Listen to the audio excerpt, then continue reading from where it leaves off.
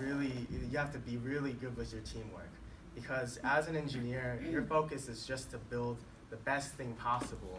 That's the most innovative possible, and it has to meet whatever they're expecting. But how do you know what you're supposed to be building? And then additionally, how do you know sort of how often you're supposed to update it, or those sort of things? So this comes into play where you have marketing and sales, and then you have product management.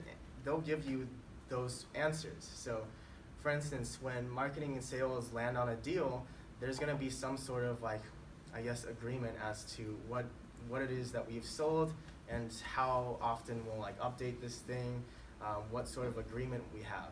Just like if I were to sell you a house, you would hope that it at least has walls, right? It has floors, it has these set of requirements.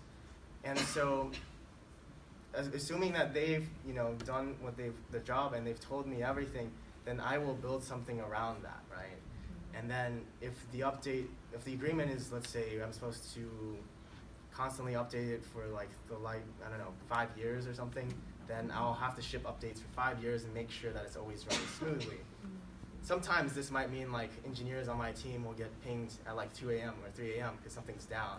But in our agreement, we've said something like, this is what we've sold, and we'll make sure that you always have this availability, or so on. But yeah, essentially, I think it's the teamwork which matters, and they'll give you answers where you don't know.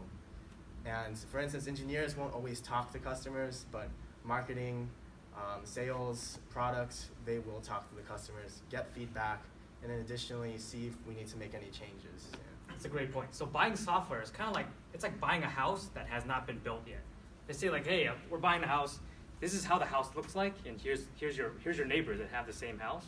But you're maybe you say, hey, I love the house, but I want the windows to do this thing. And then I would say, hey, engineering, the windows need to do this thing.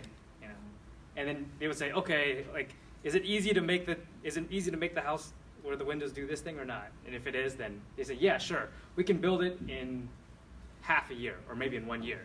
And I say, hey, well, the house is going to take 1 to 2 years to build.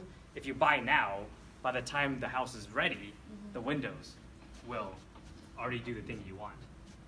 So that's kind of that's one way to do it.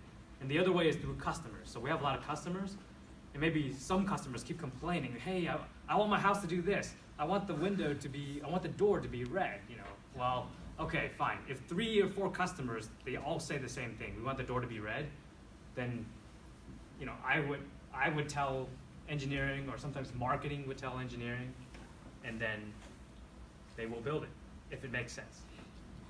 So you are building the software based on the different companies' needs, or you are giving them some models, examples, your existing software that Yes. you choose. So the thing about business software, it's never the same, right? Because if you have a big business, there's no 2 businesses that are the same.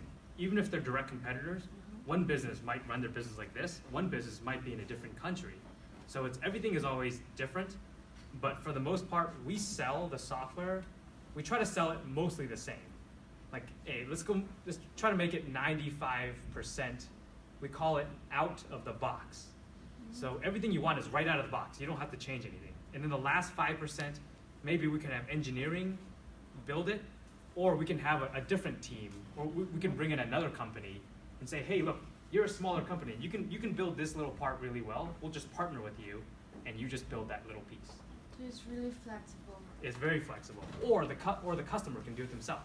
Maybe the customer's like, hey, I got a guy that's really good at software. He'll just build it for me. So I have something to add to that, and I think this will be good for you guys to hear. And this isn't specific to GE. This is if you were thinking, how do you actually build a product and how do you make money, right? Mm-hmm. So there's 2 ways of which I think of it. You can either build a product that's feature-driven, or you can build one that's sales-driven. So what this means is, for instance, think about Apple. They build something they want to because for the sake of it being a product. Why did they build the iPhone? Because they wanted to. Why did they build the iPod? Because they wanted to. Mm-hmm. And so in some sense, Apple is a great example of showing that if you build something great, and even if they don't know, even if customers don't know they want it yet, if it's great, they'll come, right? And so a lot of companies have tried going with this methodology, and it's hard because It's very risky. It's very risky, and if you don't have sort of a good sense of what people want or what they may want, you'll end up building something and no one will buy it at all because it's not a problem that exists today. So that's really high risk and it's high innovation, but if you do it right, it pays off really, really big, right? Because you own the market. Yeah. There's another approach, which is where you go sales driven, and so this might mean you get a lot of feedback as to what customers want. And the problem with this, I'd say, is that you will get sales for sure, but you might commit yourself in engineering to problems which you might not be able to solve. Because in theory, this is a problem that they have, and you say we can fix it, but what if you actually can't build something which fixes that? Then you've now, sort of gotten to an agreement that you can't even solve in the first place. So that's something to be concerned about, is that make sure that when you want to build something for them, that you have the capabilities of building a solution. Great. So that's, yeah. Like talking about Apple. Last question, right? Last question? Yeah. Okay, so I will change my question. All right. How many you have?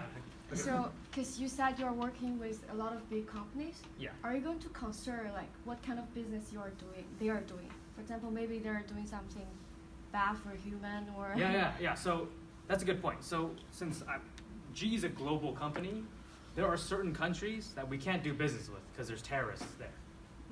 That's something that happens, right? So when I first joined GE, I had to watch all these training videos of what to do in a situation where a guy's gonna work with terrorists. I'm like, oh, and there's a whole movie around this. It was really bad, but there's a lot of, so we call that compliance. So we want to make sure we're not doing, when we do business with people, we want to make sure they're not using our equipment for anything bad. And a lot of that depends on the salespeople. We need to understand, a big part of, before they buy anything, salespeople need to understand exactly the problem it is solving. So if the problem is, I can't kill enough people, then, well, I can't help you out, I can't really build a business case around that. So that's, to answer your question, yes, that does matter.